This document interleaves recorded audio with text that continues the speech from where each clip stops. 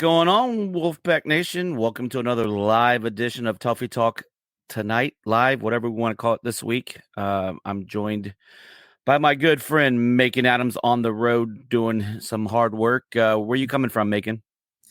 Great city of Charlotte. Charlotte, well, not too far from home then, but far enough, right? No, not too far. Yeah, so. Not too far, man. How are you? Man, I'm good. Another weekend spent down in Raleigh. Got home real late as always, but usually worth the trip. So Yeah, I saw you got some TV time. Yeah, I got a little TV time on Saturday night, trying to get the crowd going. And as we bring Michael on here, evening, Michael. How you doing? What's up, guys?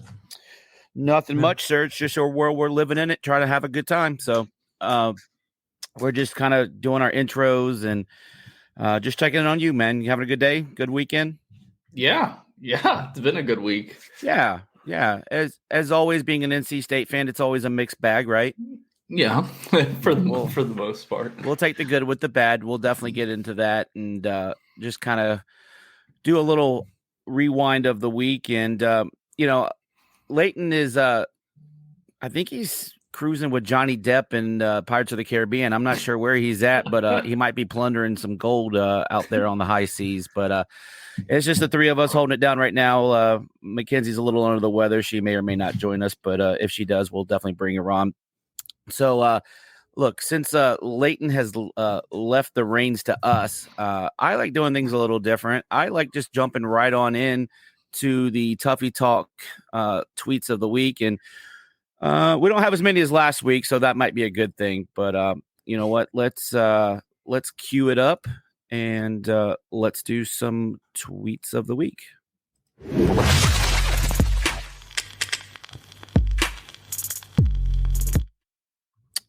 All right. You know what?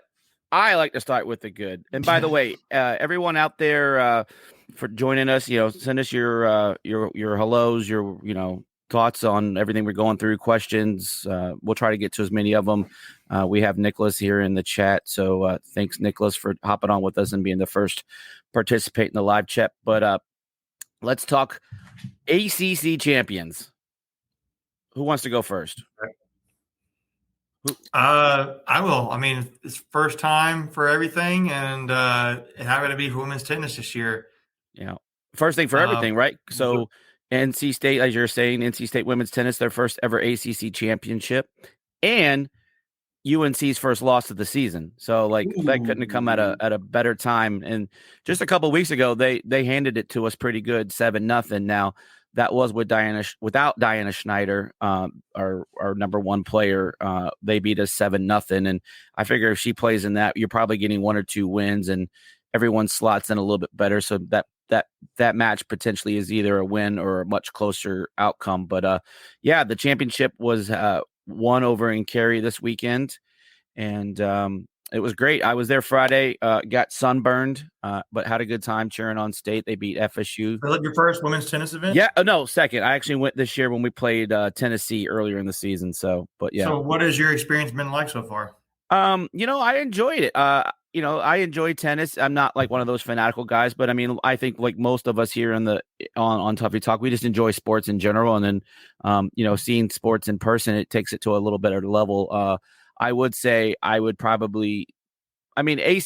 like tournaments and stuff like that, I definitely would watch on TV.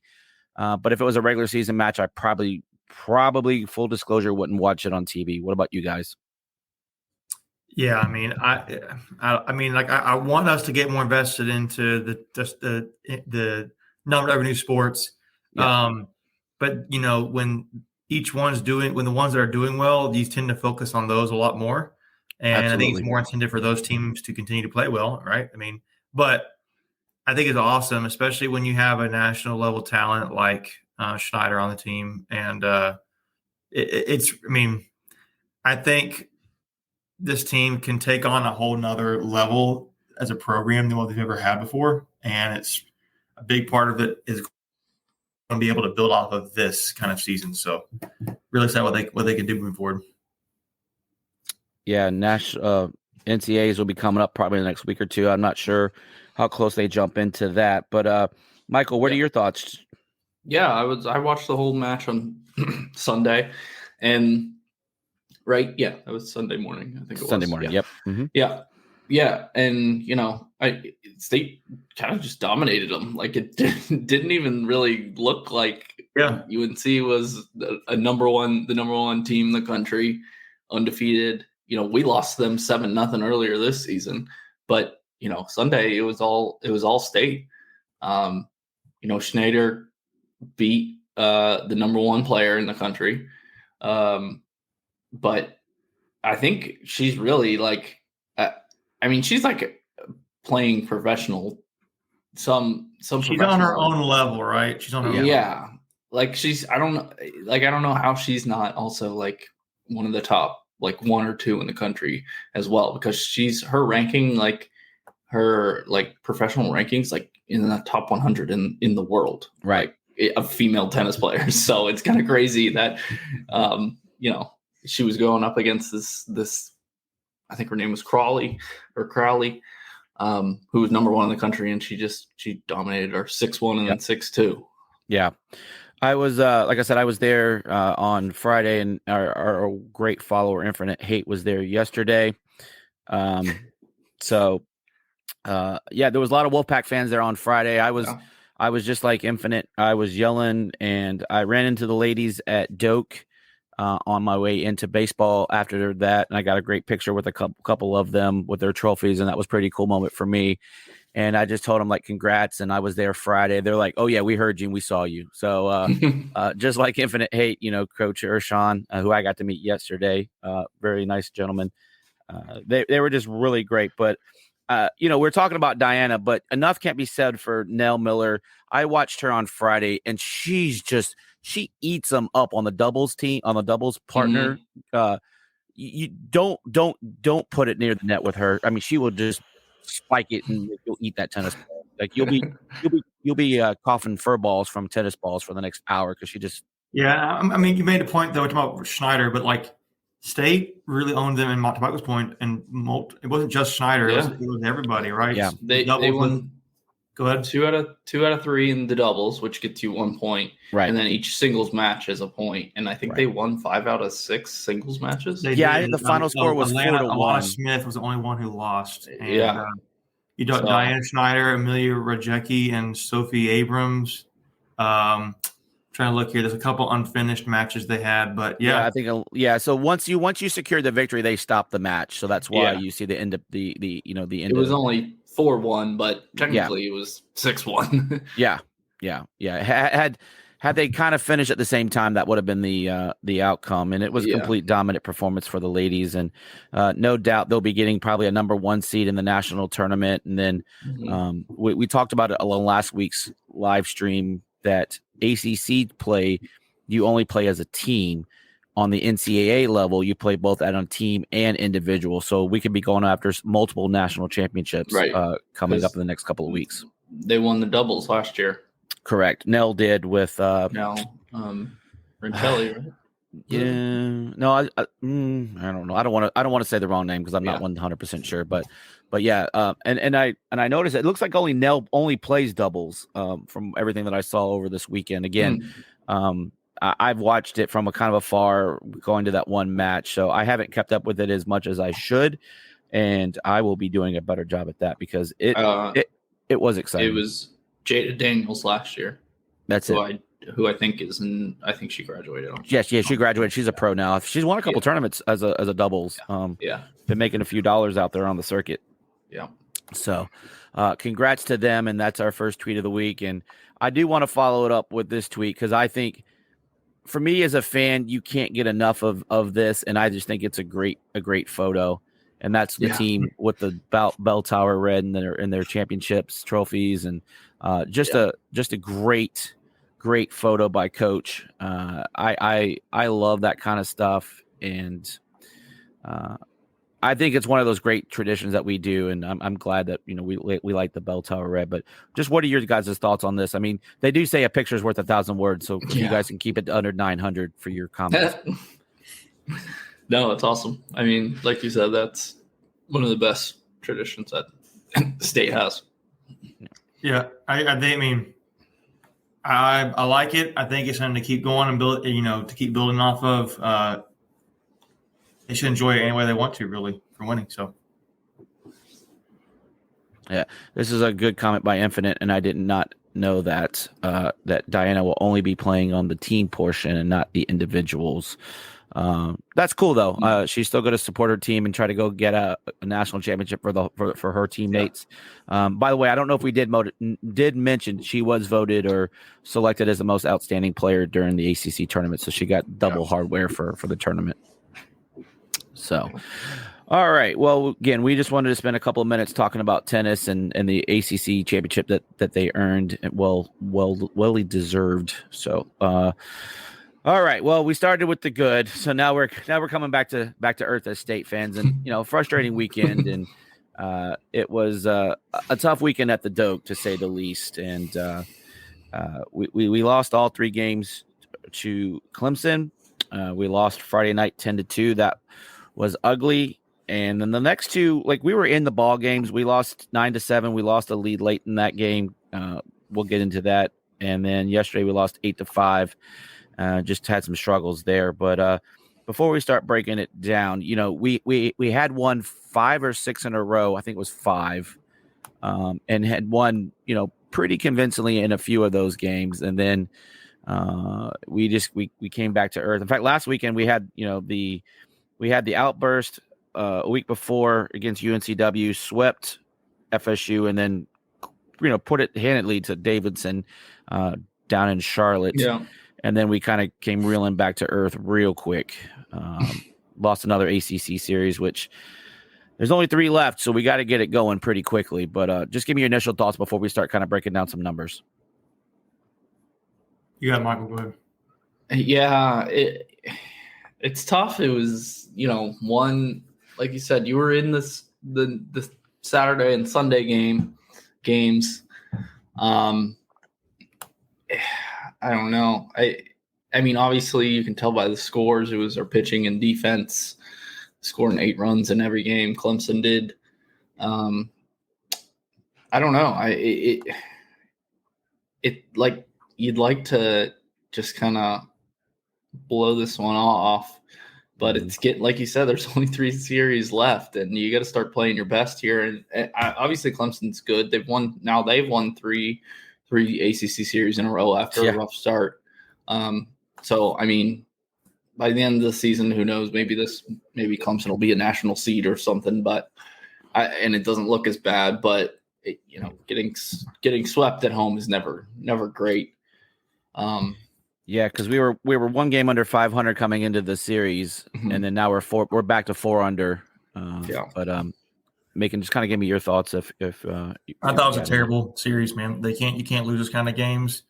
I thought State tried to have some moments there where they would come back, and they just couldn't. It was nice to see Noah Souls back. Yep. It sounded like we just are choking some games away. Like I don't know. I don't know. It's a little frustrating. I don't know. You can't go 0-3 against a team that's 5-9 heading into that series. Like Clemson's 5-9, and now they're 8-9. Yeah. So I just think that's unacceptable to me personally. Yeah, for me, the theme of the week is we dug ourselves into early holes in all 3 games, and we were able to fight back in the second game, actually take the lead. We ended up losing it on a grand slam in the 8th. That's definitely a pitch that Sam, I don't know if that was where he was trying to throw it, but on a 1-2 count to arguably their best power hitter, you gotta bury. Yeah. I mean, grooved. It seemed like a grooved fastball in there. Yeah, and I know, coaches call the pitches, but he got him swinging 2 straight pitches on a changeup. Yep. And then he threw him a fastball, which I get it. You've thrown him 2 straight changeups. He's whiffed on both of them. So okay, maybe just try and blow by him with a fastball, but he was sitting all over it and put that thing in the trees. Yeah, and that's the thing about baseball. It's a fickle sport, right? So, sometimes you just outthink yourself. And, and sometimes the best strategy or the best offense is just keeping it simple. And I think, just going back to the basics, regardless, on a 1-2 count, you can't put it in the zone like that. You got to, get them to, and I get it. Bases are loaded. You probably maybe would are a little hesitant to call a pitch in the dirt, if you don't, necessarily think that your catcher is going to be able to stop it.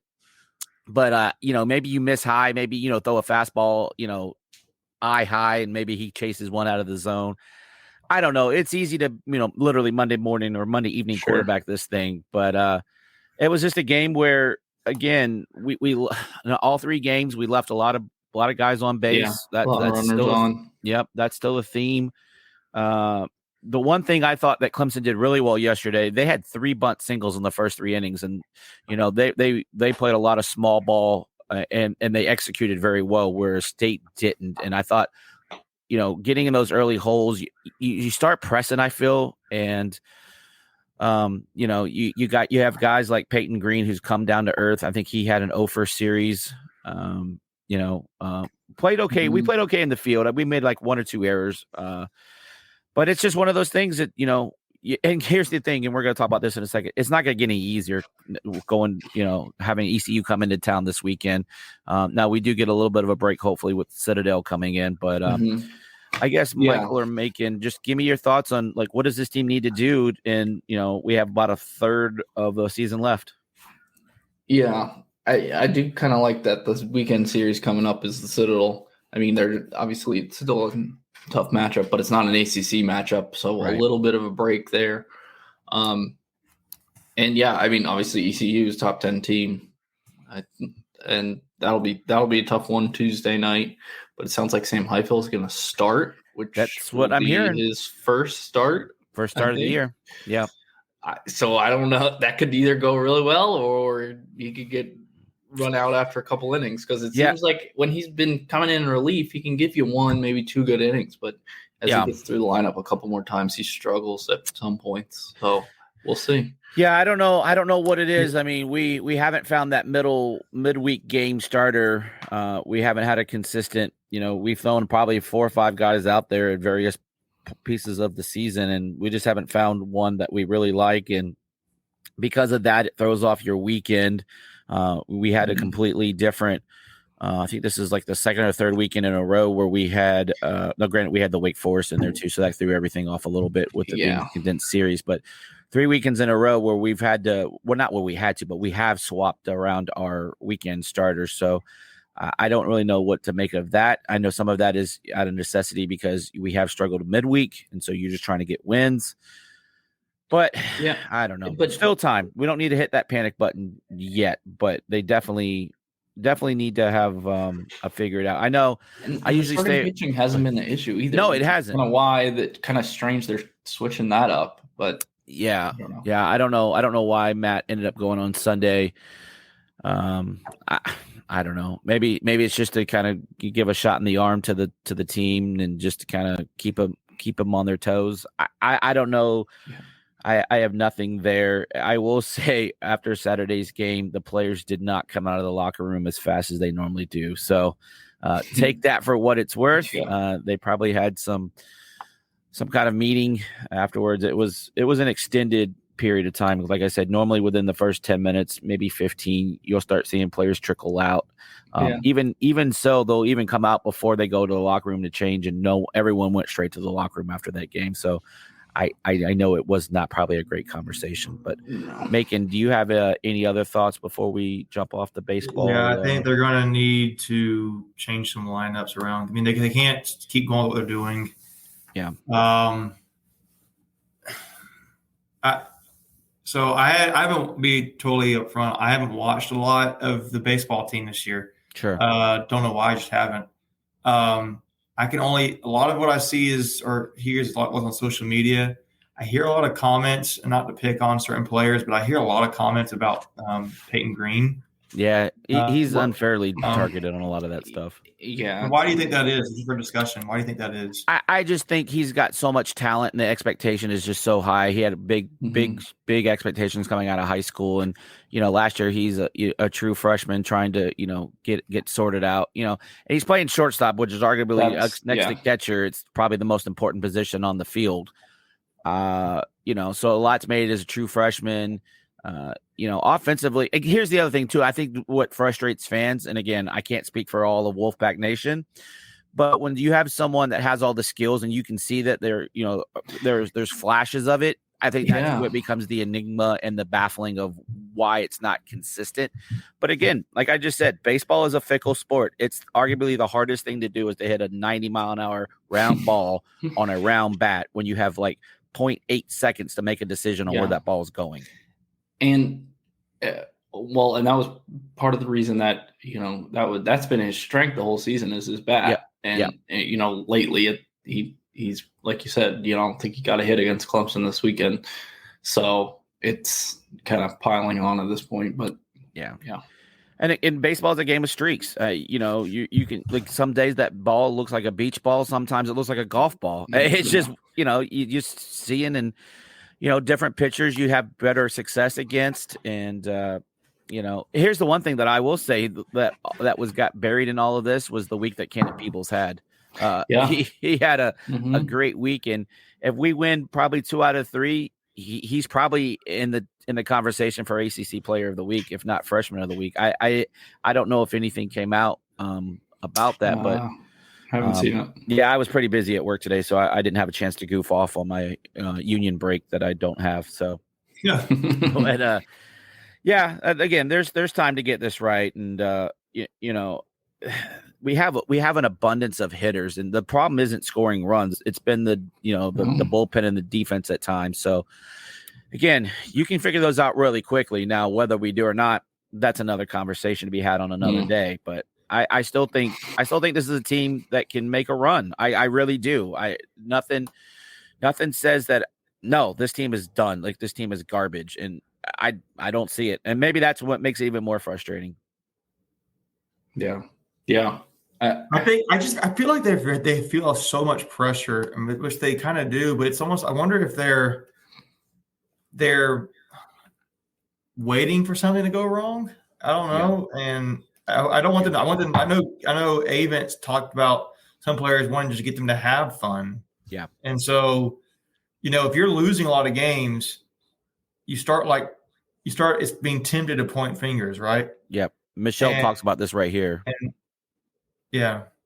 I think they just need to – coach is going to have to figure out how just to loosen them up in practice and tell them, like, you guys, you can start every game to a new season in your mind. Just keep, starting over, and it's okay. Like, but I think for the coaches, I think they're going to have to change some lineups around. Maybe shift some guys, different positions. I don't know. Well, and they have been doing that. Batting lineup, get up, just totally blow up the batting lineup one day just to try something different. I don't know. Yeah, I mean, I will say to that point, they have been shifting guys around. I know Eli Serrano's batted first, he's batted third, he's batted fourth, he's batted eighth. Like, they move him and all up and down the lineup just to try to get some kind of combination where they can just either get him a couple of extra bats in a game or get people on in front of him to drive in runs. And again, I don't think that's the problem. I mean, with Noah Souls coming back in, he had a couple of hits on Saturday night.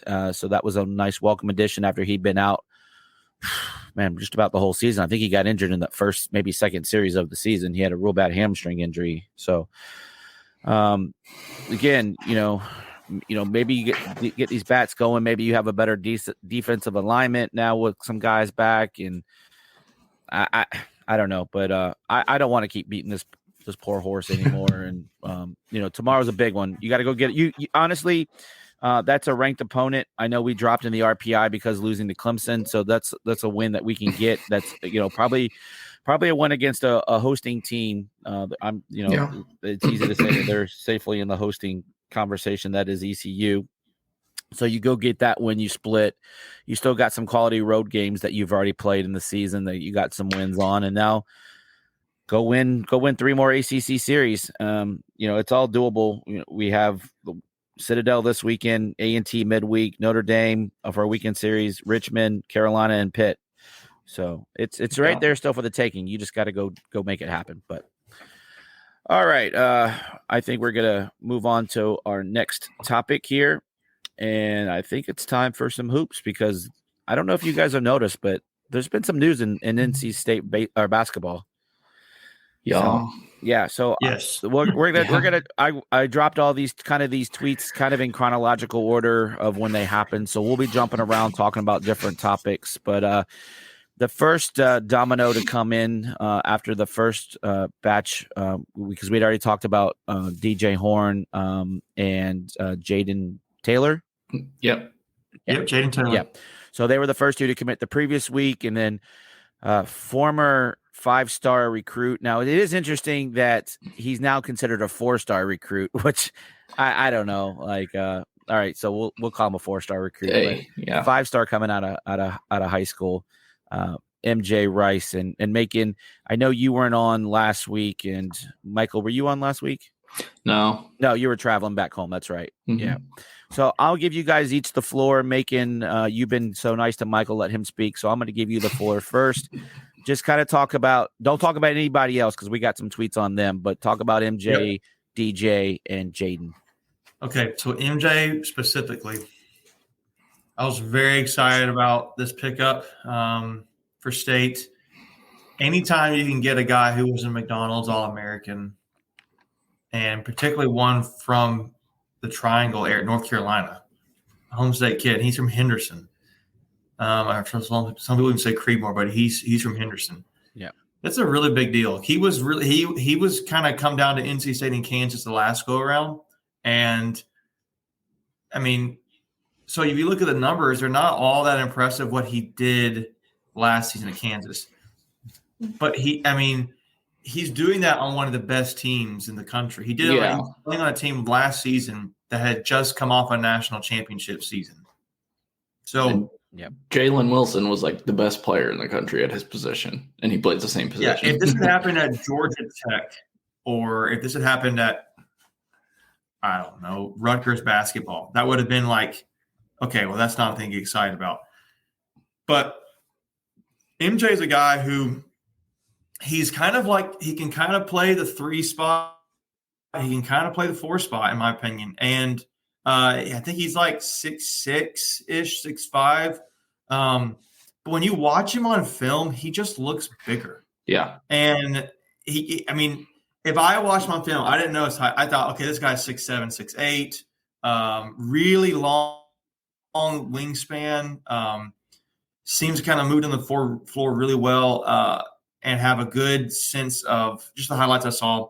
He had, good field goal percentage when he was shooting. And I saw he was able to force turnovers pretty well for a guy at the time. That was a few things I remember seeing on one highlight tape.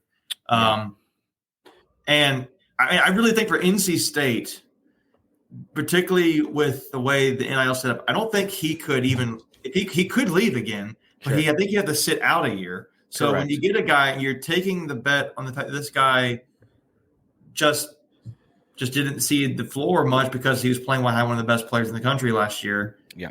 You have him for like another year or two at least and can build him on that. I think the way State, look at the way State used Jack Clark last year, the way they've used Jericho Helms is probably another good player. Mm-hmm. That like another guard, small forward, playing at the 4 spot. It's a power forward position, generally speaking, but this is like a big guard. Yeah. And I think, he has to, the lights have to come on, the opportunity to be there for him, and it's got to make it happen. Mm-hmm. And I think his fans need to be patient with him. Don't expect him to be Superman right away. Don't expect any of these guys to be Superman. But, this guy's a freshman, right? You're getting him as a freshman, and he has the makings and the profile to be an NBA player, like profile-wise. He just got to put it together, and he didn't really have the opportunity last year. It wasn't because he had the opportunity, just didn't do it. It just didn't happen last year for him. So really excited about MJ. So just to kind of give you a quick recap of kind of what Macon was saying there, MJ Rice is 6'5", 215 pounds. He averaged 2.2 points a game, 1 rebound, 0.2 assists. Now, he only did appear in 23 games and averaged 7.5 minutes. So like you were saying, very limited action. He did have a career high of like 3 points last year. So Right. He got garbage minutes at the end, right? Yeah. Oh, I lied, actually. Nope, I lied. Texas Southern, he had 19. So I didn't expand. So he did have a game where he had 19. And then so what were the minutes State, of that game compared to other games he'd played? I'm curious on that. He shot the ball really well. He had 21 minutes. I'm gonna look it up. You guys keep talking. Yeah, he had 21 minutes. He shot 19 points in 21 minutes. That's pretty good. Yeah. You're averaging almost a point a minute. You're doing something. Yeah. So like you said, there's Seton Hall. He had 5 points, which was a tournament. Not a tournament team, but they're a team that's on the rising. So to that point, again, a lot of games he saw less than 5 minutes of action, and once you got to conference play, his biggest minute total was against Texas. He had 15 minutes and he only scored 2 points. So, and that's a number 5 team in the country. So it's not like he was playing a scrub team. Yeah. But Michael, do you have anything to add to any of that? I'm just excited to see him play, and he's one of the most talented, highest upside guys we've had probably since Dennis Smith Jr. Yeah. 5 or 6 years ago. Yeah. Most prolific name, I guess, is what you're kind of saying. Yeah. Yeah. But I mean, overall, you're talking about DJ Horn and Jaden Taylor. I think those are 2 really good pickups as well. DJ Horn can just shoot the 3. Like he averaged over 2 made 3s a game. Yeah. Last 2 seasons with Arizona State. Excuse me. He's a career 38% 3-point shooter. So, when him and Casey Morsell are out there, I mean, that's going to be a really good shooting lineup there. Yeah. And what are your thoughts on, if nothing else, you're building depth, right? Because depending on, how, because here's the other thing, and we'll kind of talk about it. We may not be done yet in the portal, and we'll definitely talk about that. We'll just kind of tease that. But if nothing else, you're bringing in Power 5 guys that are scoring 12.5 points, 15.5 points, 16.5 points. We talked about earlier after the season, kind of did our recap that you're going to have to we're going to have to replace a lot of points in with Joyner and Smith. And I think this is that good start, right? Mm-hmm. Yeah. Yeah. I'm really excited about this guy, man. I think what State fans remember with this, maybe he's a starter. I think because he plays that 4 position, he's going to play out. He very well could be the starting 4 guys. I mean, he could be potential. Yeah. I mean, so it's hard for me to also, and I think about you might have to expect something from him. If he's going to be the starting, you got to expect it from him. So it's like, hey, big role, got to fill the shoes. Yeah. But I mean, you got to think his competition is Ernest Ross. You just landed a commitment from another guy, which we'll talk about. Maybe he plays that 4 position. And we'll tease it. We'll tease it. I think we completed the first ever NCAA trade in basketball. Yeah, that was kind of funny. Yeah. I don't know. I mean, I think it'll be, with Jack Clark leaving to Clemson. I don't really care. It's good for him. We're just dropping this to just say, hey, this is where he's gone, and I set it up because of this right there. Right. So I kind of was making fun. It was like the first modern day NCAA college basketball trade. Obviously, that's not a thing, but it was just kind of coincidental that I think it was the same day, if I'm not mistaken. They both committed to the opposite school. So this has been Middlebrooks, who committed from Clemson. Another guy that, so you're stealing from an ACC opponent. And this is the guy that Leighton can't remember his name. So last year it was Dusan Mahorchik for me. And this year Leighton's good. His public enemy is going to be Ben Middlebrooks. What was he calling him? He just forgetting the S. He was saying he was like his name so long. So a really solid pickup. A guy that played behind PJ Hall. So he didn't get a lot of minutes, but a very productive player. I believe he averaged about 8 points a game. If my numbers, I'm sorry, only 3.1 points per game, 2.7 rebounds, a half assist, but he did shoot 48% from the field. So that's a big number. He is a sophomore, so he'll have 3 years of eligibility. math right? Who? If he'll be a or is he sophomore this year, yeah. It says he's a sophomore, so I don't know. Middlebrooks? So he'll have 2. Yeah. I think he has 2, right? Yeah. They haven't updated everything. And I think it's a good pickup. I think he can come in and kind of just take that role that Doosan was playing. Be a good complement to Burns in the post, a different type of player. Yep. Now he is a guy that is 6'10", 232 pounds. Ironically, his best game last year was against NC State. So he scored 8 points twice, and 10 points was his high last year, and that was against State. And then he scored 8 in the other game, and he scored, so 10, 8, and 8 against State last year. So, yeah, this is a guy that I think it's an automatic upgrade over E.B. Duwana. Yeah. And so State got better getting Middlebrooks, in my opinion. I mean, Duwana in particular, I know we talk about the rebounding thing too, but like Middlebrooks, if you watch him on film, the dude can play. Yeah. I mean, he has an all-around good game. Doesn't look like he does anything amazing or great, but he's a really good rebounder. He's got a little bit of back to the basket game. He's got a face-up kind of game where he can maybe hit a shot on you. I like the rebounding, to be honest with you, about a bunch of anything. And his, relieve DJ in some minutes. And,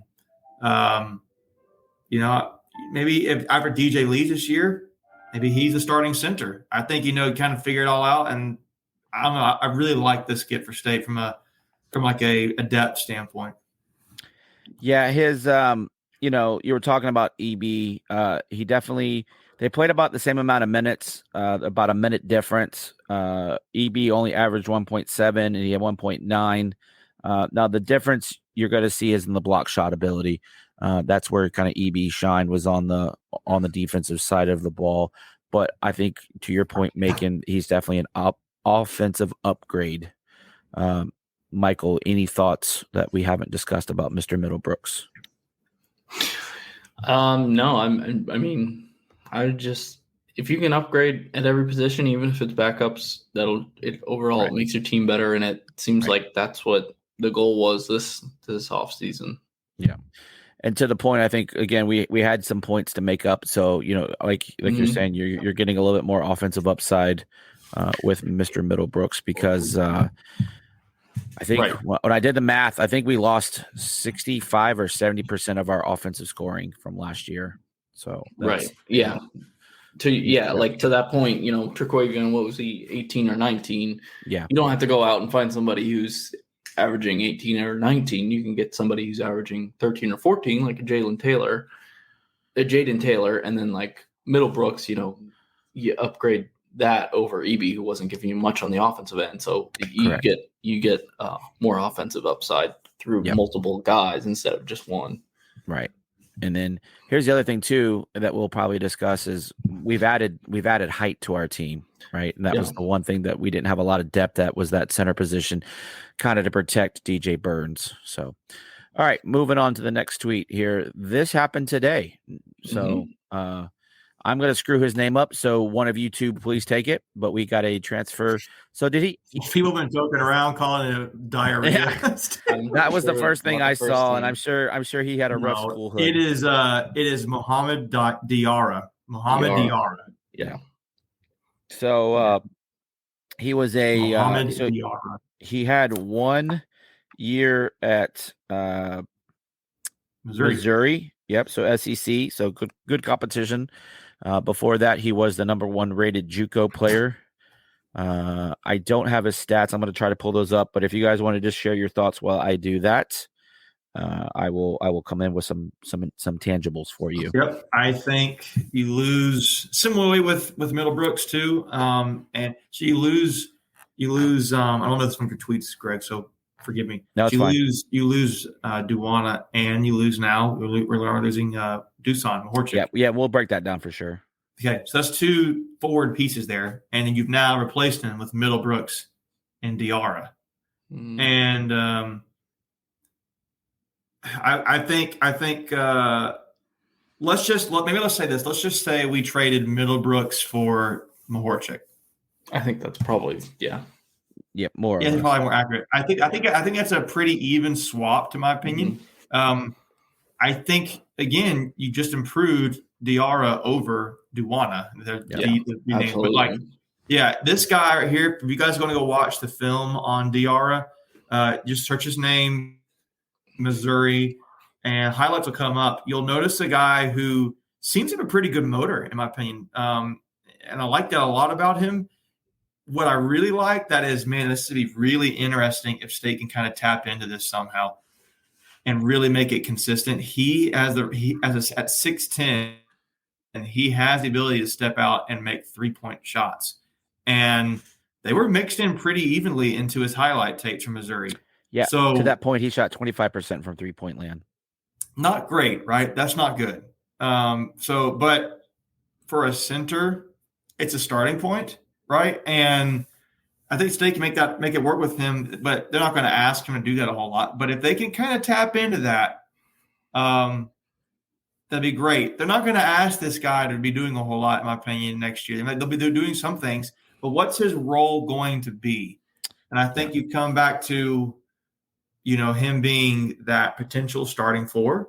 I don't think he's going to concede MJ. I think you're not taking a McDonald's All-American 5-star guy, him probably not being your starter, but this is a guy that could compete for that. And if nothing else, relieve MJ Rice, and he's not going to concede the starting role to MJ. It's just I really like this guy's rebounding that I noticed on film. I like how he can stretch the floor out for an offense, particularly imagine him on the floor with DJ. If he can kind of step out in the perimeter and make some, keep a defender honest in the mid-range game, that'll give DJ a whole lot more space to work.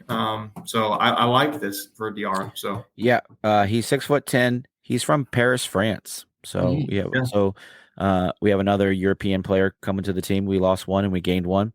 He has averaged 3.2 points a game, 3.3 rebounds a game, just over a half assist, and he shot 40% from the field. This is a guy that played in 25 games for Missouri and averaged just under 12 minutes a game. Yeah. No, I like it. It's like you said, you're upgrading at every spot, even if it's a backup. He can. I think he's obviously big enough at 6'10". He can, guard your post players, but has enough of an outside there. I think the one thing that. Yeah, I was sorry to interrupt. I think the one thing that we would maybe like to see is maybe him add a few pounds. 215 is kind of light for a 6'10" guy, but not horrible. We really haven't talked about Miranda. I think he, last Friday. What you talk about? What? Well, I mean, so there was talk, and he was maybe leaving, but he kind of put that to rest on Friday. And where I was going with that was, he's a guy that can shoot from the outside. So maybe that's your outside threat for your big guy, like you were saying, making to kind of stretch the floor. Yeah. I think it's going to be good for State. I think you're seeing the floor being raised for NC State, in my opinion, as a team. That's what I think you're seeing. I think you mentioned about Jalen Taylor before, and we talked about last week DJ Horn. I still don't put those guys on the same level as like pure baller compared to Terquavian Smith and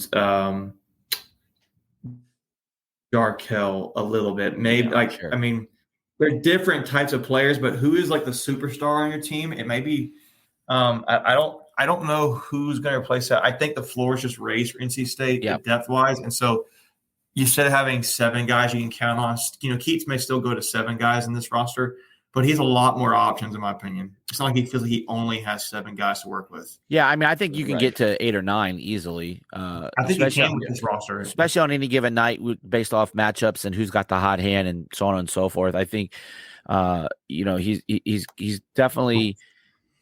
And again, like we said, this is we kind of talked about it last year, is kind of a changing in philosophy where, yes, we still are very much a guard oriented team, but he being KEATTS has definitely started to put in emphasis on the inside game, knowing just kind of how the ACC plays out. It's it's still kind of a big man's league as far as the ACC goes. With you still have Baycott, and then you have Filipowski, excuse me. Those types of players where you're going to need to be able to stop those guys if you want to win ball games. Yeah. And I don't view Burns as a defensive threat, right? He's more of an offensive threat. I mean, maybe he loses the weight and he can get there.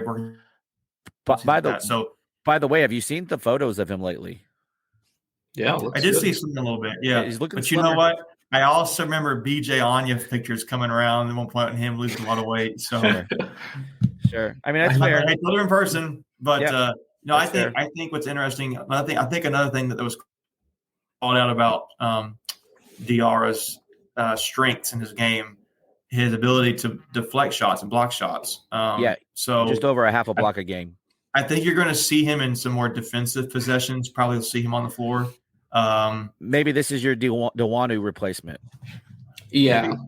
And I kind of said earlier, right? DR for Dewana. We said Middlebrooks from Mahorchik. And they're same last names, same letters. Interesting. Yeah, that is funny. But Carson brings up. Oh, go ahead. I'm sorry. Go ahead, Michael, and I'll bring it. Well, I was just going to say, I think when you brought in Middlebrooks, it was like, oh, wow, he's like a big step up from Dewana. But I think at that point, Dusan probably wasn't coming back anyway. So that's kind of who at least not publicly, right? Yeah. And then they've got this guy, which makes a little more sense talent-wise, because I don't know, like when it was announced that Middlebrooks was coming, and it was like, okay, is he going to be like fine being third string behind Burns and Dusan? Now it makes a little more sense that he'll probably split time with Burns, and Diarra will be kind of your third big there. Yeah. So I want to bring up this comment because I think it's worth taking about 2 or 3 minutes to talk about, because it just makes sense. So Carson says, I think that now that the NCAA scandal is over, Keatts can run the program the way he wants and take it to its full vision. We saw this beginning of this past season. I just kind of take a couple of seconds to get your thoughts, and Megan, if you want to go for us, go for it. Yeah, I mean, Keatts, I think he needs to give DJ and Terquavian and Jarkel Joyner a big hug for saving his job last year. I still think he's got some stuff he's going to have to prove. I mean, congratulations, you made one off season. You lost the first game into the tournament. I mean, it's something. It's better than what it was, but it's I think you still have to prove it there. I think with having the cloud of the NCAA thing gone, he can recruit talent that he probably couldn't have otherwise. That the fear factor is not there anymore. Right. That at least it's reduced. But I come back to too. I don't think it's anywhere near as scary having a coach against Hubert Davis and John Shire as it was Roy Williams and Mike Krzyzewski. I think that's another huge thing people aren't thinking about. Yep. And I mean, at this point, what Duke is selling is that their brand. I mean, they have some guys they can say we had Filipowski who developed into an ACC Rookie of the Year. They can do things like that, right? It's Hubert Davis can go to players and say, hey, look, Armando Baycott is a guy who's one of the best, double-digit scores. Would have been ACC Player of the Year. We had 1 more games, which I don't think is a really good look for him. But I really think Keatts, he's getting the job done in the offseason. That's for sure. And I heard people say on social media that, his time at Hargrave Military Academy, where he was able to flip rosters, he had to. Every year, that mentality and flexibility he's had in the past may actually pay off dividends now. So, Kevin Keatts is the portal whisperer, whatever that means. Just kind of goes back to, like you were saying, every year he has to flip the roster there at Hargrave. So it just kind of makes sense there. So, all right, we're going to go jump to the next tweet. We got some more to pound through, and we only, don't want to be here all night, even though we could probably be here all night. Probably could be. Yeah. So we kind of talked about this with Dusan leaving, and I do want to spend maybe 4 or 5 minutes talking about this, because this was an interesting one. that we weren't sure was going to kind of happen. You see his IG message pop up. I think it was Saturday, if my memory serves me correctly.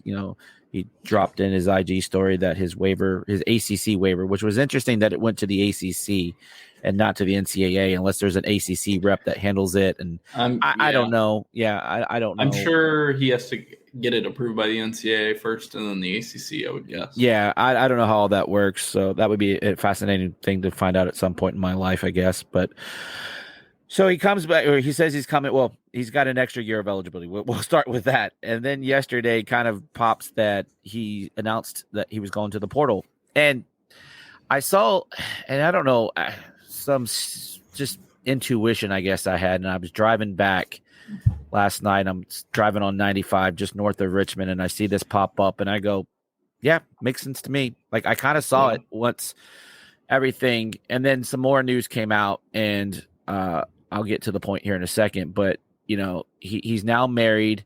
By all accounts, his wife, either on Twitter, I think Twitter, combination of Twitter and IG, said that this was not Dusan's decision to leave on his own accord.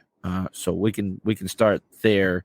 Michael, what do you make of all of that? And now knowing that, he wasn't as healthy, like his injury was much more worse than we thought. Now I think I had shared on one of the streams that I had heard that he had a setback. Now I think that makes sense why, but we didn't know to the severity of it.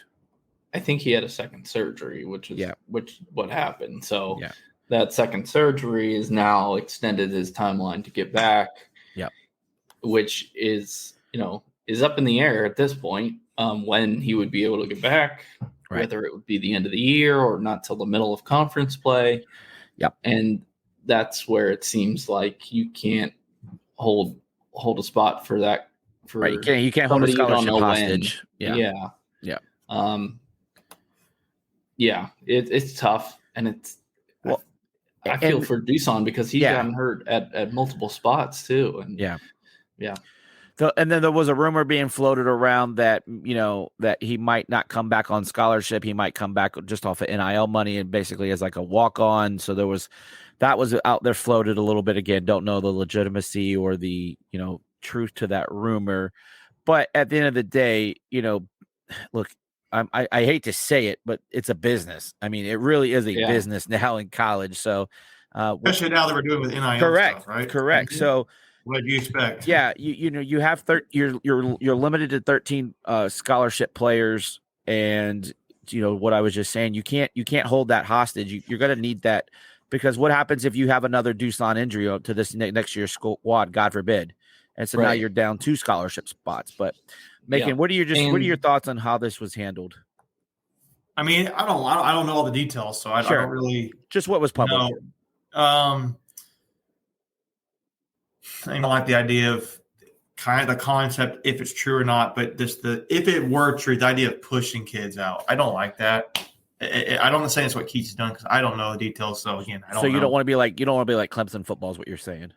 Exactly. Not that bad. For anyone that doesn't know that reference, it came out in some things that scathing article. That's a very good way to say it, Macon. That after kids were given walk-on kids were given scholarships, they're now reportedly being pulled back by the Clemson coaching staff due to scholarship limitations and trying to make room for other players. So that was just scouts kind of saying, talking to Clemson coaches, it's like every player in their team is an NFL roster player, and they're like, it smells like poop. Yeah. But anyway, all the time smell. But yeah, so we digress. But I mean, there's some legitimacy to what you're saying, though, right, Macon? Like again, you don't want to be. That's the word that you don't want out there. So when kids are potentially looking at your school, that it could happen to them down the road. Well, see, the other thing I think about this too is I imagine State didn't want this to happen, right? But Dusan, no, and I imagine Dusan probably didn't want it to happen for him either. Yeah, I think there's some understanding here, and it's. I think there's some understanding there. I don't. And you weren't expecting to have him for 2 years, anyways, right? He was only came in with 1 year of eligibility. Right. Good point. So it's it stinks. It's an unfortunate situation, right? Yeah, hope the best for him. And the other thing, it's totally different though than just saying, "Hey, you're a guy on this team, and we just don't want you on the team anymore." That's right. So yeah, that's definitely not what happened. I think it was because go ahead. Well, I was just going to say the other thing about him not coming back. It's like, okay, if he can come back in January, maybe that's you get most ACC play. But as we saw this past season, I mean, not for NC State because they took care of business in the non-conference, but teams that did bad in the non-conference, they had their resumes were hurt by that, right? I'm looking at you, Florida State. You really need a healthy team at the beginning of the year, even though it's non-conference, because the net weighs the non-conference so heavily. So for sure, especially if some of those games are on neutral courts. And it sounds like, speaking of that, there's rumors that we're going to be playing out in Las Vegas next year. Did you guys see that? No, I think it's official. Is it official? Rumor. I think it's official. Okay, I think they were still looking for another opponent though, right? Like another. They are. It was like Arizona State. Okay. Yeah. Villanova, NC State. I know Arizona State was. I don't know about. I know Arizona State was. I thought BYU was on there. Maybe. Oh, maybe. I can't remember. I don't know. I'll look it up. Yeah, but anyway, do that while we're going through this. So the point being is to your point, Michael, you need to rack up those non-conference, especially on neutral courts, to get that net ranking to where you can maintain it come conference play. Because we saw last year, State had their number, and then they would move plus 3 or 4 in either direction pretty much the whole season.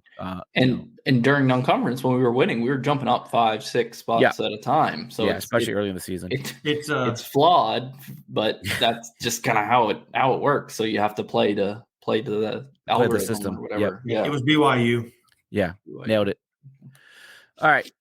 So I think we've look, and at the end of the day, we definitely, we wish Dusan all the best. He was a guy that if there was injury, you could see him on the bench, getting water for his guys, grabbing a towel, pumping them up, coaching them up, whatever, cheering them on. This is a guy that couldn't contribute on the court, but he did everything to have his guys ready to battle. So, we are appreciative of his efforts, and super nice guy, and we wish him all the best. Yep.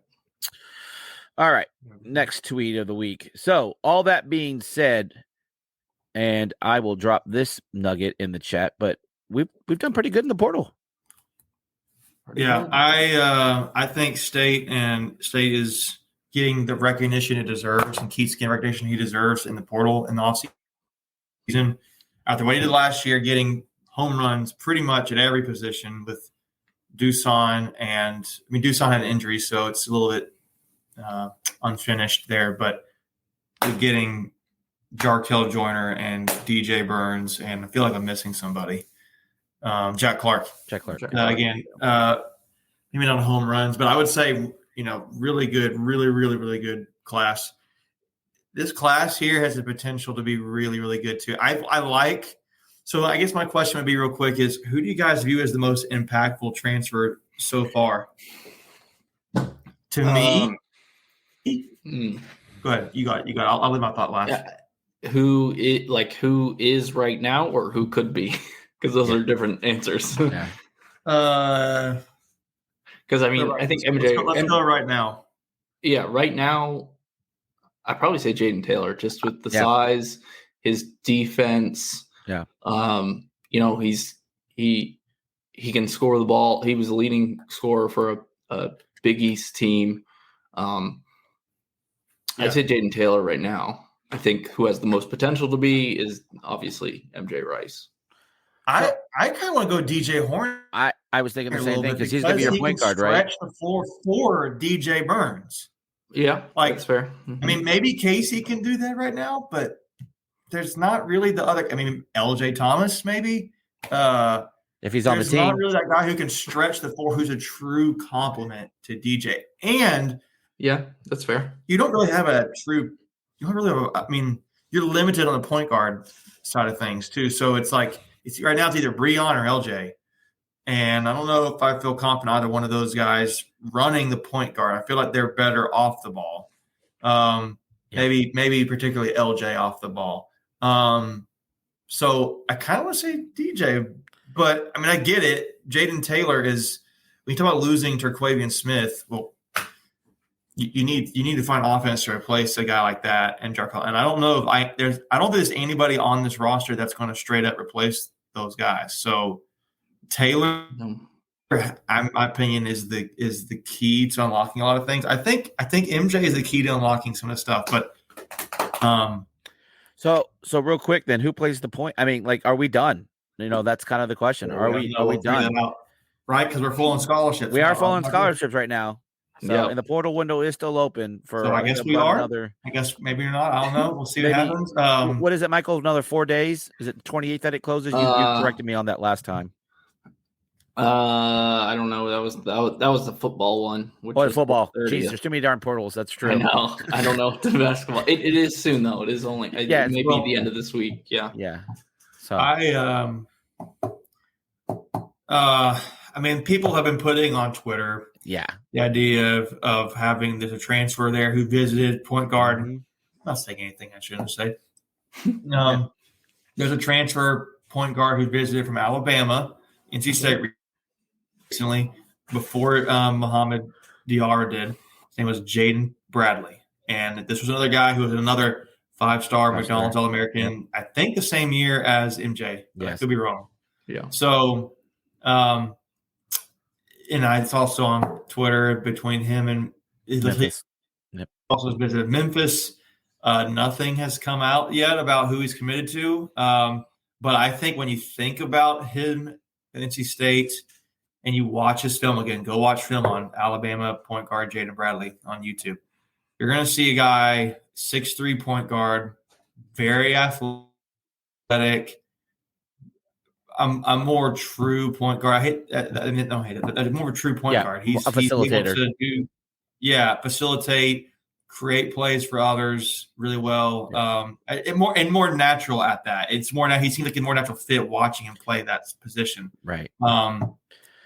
I really would love State to land that guy, because if they can get that guy, I feel like, okay, now you've put the key in there now, because then State can run some things. You don't even need a key; it's automatic ignition nowadays. So I think that's true with LJ, DJ, and DJ Horn and Breon. Yeah, maybe Breon's a little different, but none of those guys I see that are like really good at creating for others. Yeah.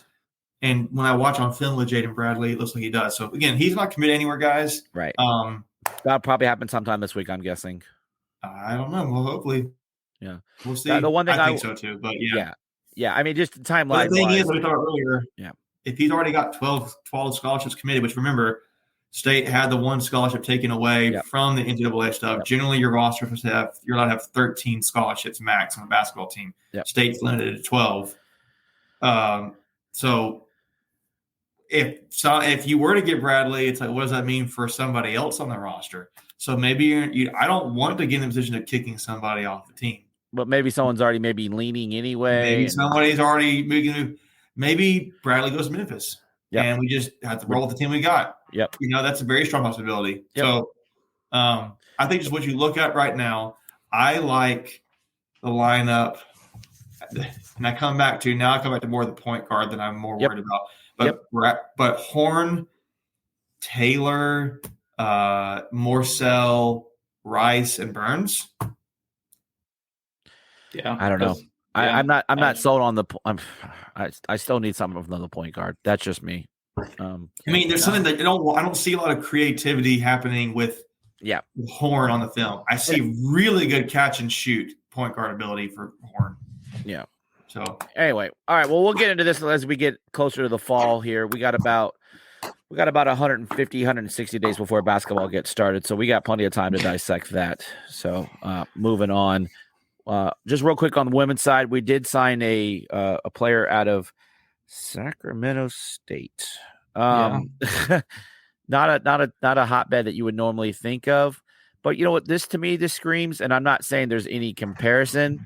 This to me screams Arena Perez type move, right? Someone who, by the way, she's from Canada, so we've had some luck there with. I just forgot her name. Ace. Yeah. Small, like, again, smaller school. She shoots really well from 3-point land. I think she was like 45%, something ridiculous. Yeah. It was 40 for her. 40. I don't want to cheat her. Yeah. Career. 45 wasn't changed. Really what it was. 4 wasn't changed. Yeah. Yeah, it's a crazy number for your career.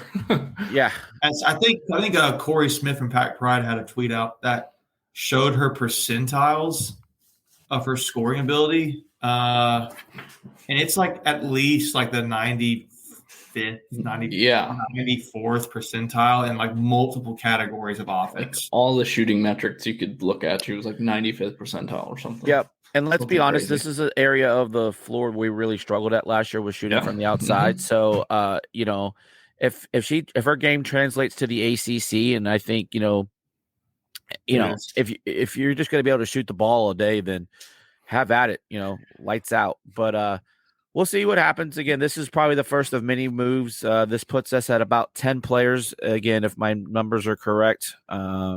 So we had 5 returning players, 4 incoming freshmen, now 1 transfer. So I can't see anything. Yep. So 45, 46%. So yeah, she just gets it done from the outside. So again, if we can get an inside game, work it inside out like Coach Moore likes to do it. By the way, happy belated birthday, Coach Moore, who turned 65 on this past Saturday. So happy birthday, Coach. But yeah, I still see probably another 2 or 3 players that we're going after. There's some irons in that fire, and we'll see what comes up with it.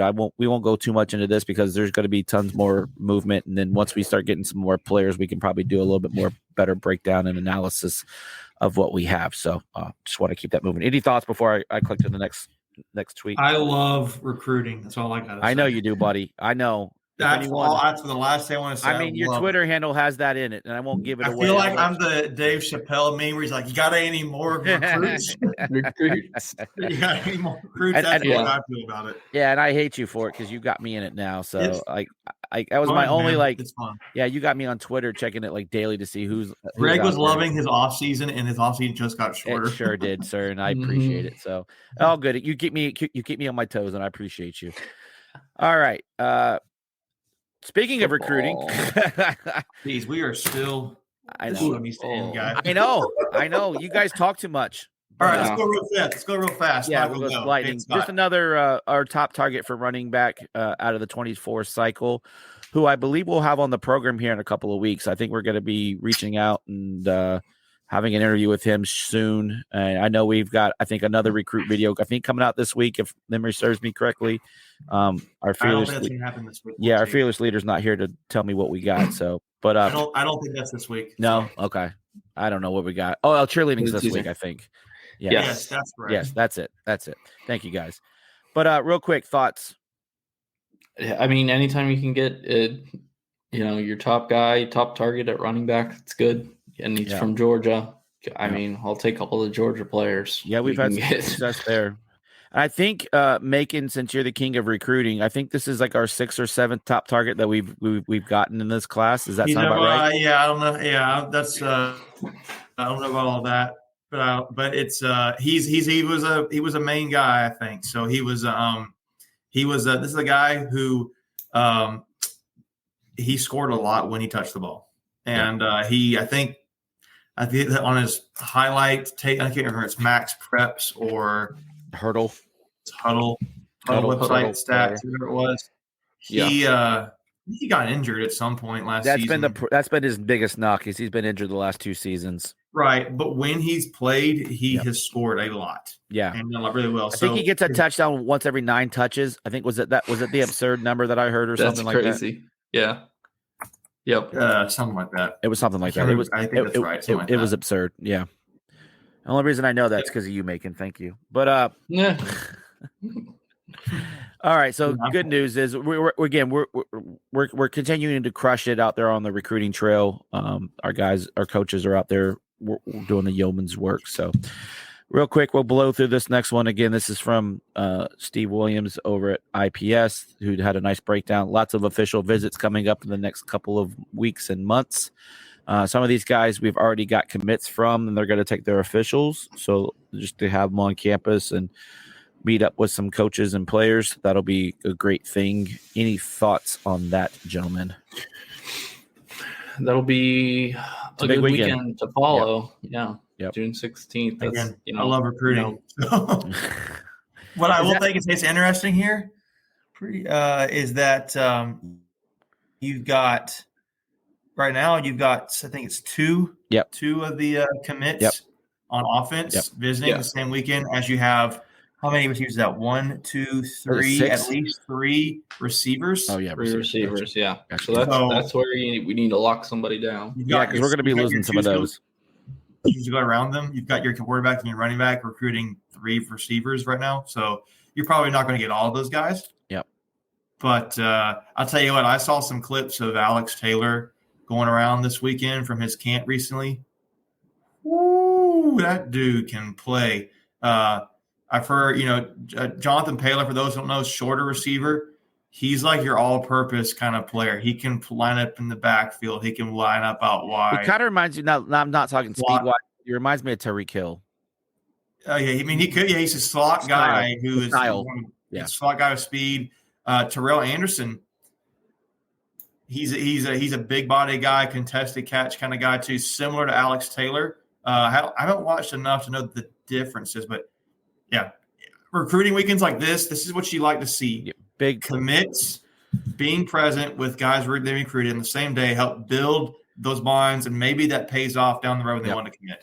Yeah. The other thing I'll say is you're seeing a lot of guys, and again, take stars for what they're worth, but we're getting a lot of 4-star, 5-star guys coming in for visits and things that we didn't necessarily see, 5, 6, 7 years ago as Coach Doran was just getting going. So great to see that happening out there on the recruiting trail. So we'll just jump over real quick, just drop this nugget real quick from NC State softball.